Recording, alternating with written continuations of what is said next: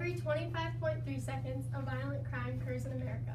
This information is from the United States Department of Justice, an exclusive section of the American government that has been studying law enforcement for 147 years. In a publication titled Crime Clock that was last published in July of 2011. Everyone in this room has taken global issues with Mr. Ash and has taken part in class discussions involving media violence and what it represents. Violence in the media causes violence in society. First, I will inform you on what TV shows and movies cause in society. Finally, I will discuss how video games cause violence among people. Violent TV shows and movies impact people every day. Eugene V. Barrison, a professor of psychiatry at Harvard Medical School, wrote the article, The Impact of Media Violence on Children and Adolescents, Opportunities for Clinical Intervention, that was last edited in 2016. States that children watch approximately 28 hours of TV a week. That is 4 hours of TV a day. That is how much time we spent at school last week.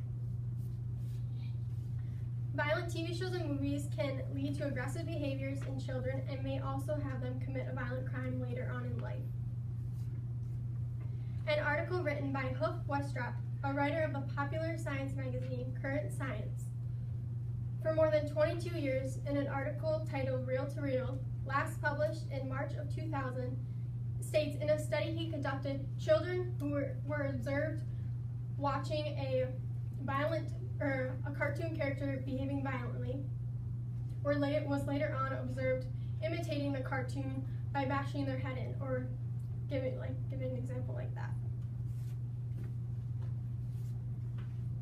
According to Raul Guzman, a professor at the University of Illinois, Chicago for 19 years, in an article titled The APA Review Confirms Link Between Video Game Violence and Aggression, published in 2015, states that 68% of American households play video games, and only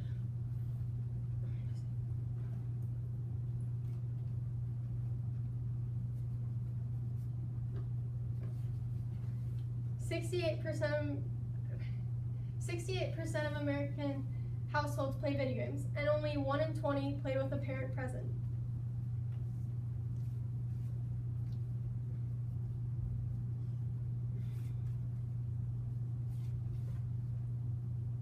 Violent TV shows and movies can contribute to aggressive behaviors and the desensitization to violence.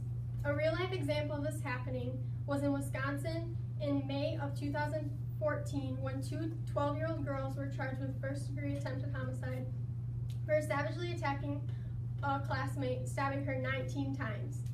They were inspired to do so out of the desire to be proxies of Slender Man, the movie.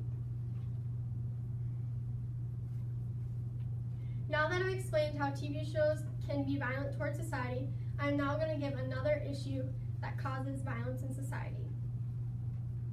A common pastime for children and some adults are video games. According to Kami Akaven, the president, former manager, editor, and CEO of Procon.org, who has worked in the company for 20 years, in a publication titled Graphs and Charts on Video Games and Youth Violence, last published in February of 2010, states that 68% of American households play video games, and only 1 in 20 play with a parent present.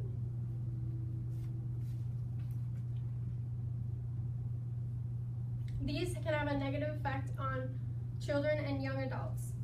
A real-life example is Grand Theft Auto. The point of the game is to gain points by stealing drugs from street people, hijacking cars, and abusing women.